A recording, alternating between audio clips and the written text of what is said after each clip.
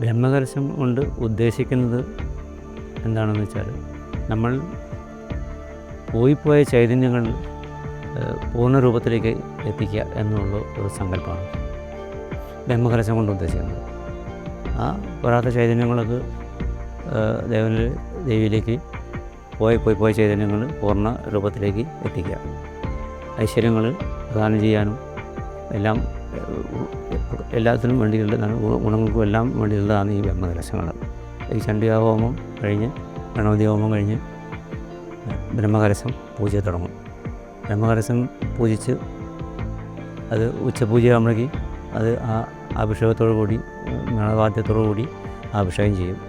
അഭിഷേകം ചെയ്തതിനോടുകൂടി ദേവി പൂർണ്ണ സന്തോഷമായിട്ട് പൂർണ്ണ രൂപത്തിലേക്ക് എത്തുന്നുള്ള ഒരു സങ്കല്പമാണ്